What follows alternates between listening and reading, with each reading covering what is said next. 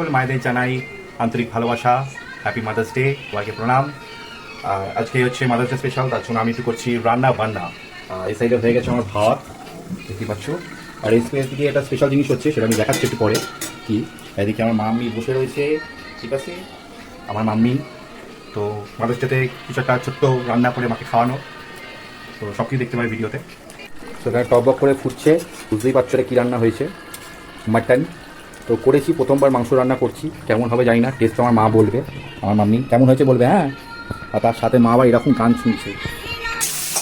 এইটা হচ্ছে আজকের মেনু, মাকে করে দিয়েছি। এই আওয়াজগুলোর জন্য একটু ডিস্টার্বেন্স হতে পারে, তো একটু অ্যাভয়েড করো। আমের চাটনি, পাঁপড়, এটা করলা ভাজা হয়ে দিয়েছি, আর এটা হচ্ছে ভাত। কী বলছে, কী কম হয়েছে বলো? কিছু তো কম হয়েছে, একেবারে ভালো তো আমার হবে না, এটা আমি জানি, প্রথমবার রান্না। কিছু কম আছে, চিনি নুন কিছু কম নেই, সব ঠিক হয়েছে। আচ্ছা।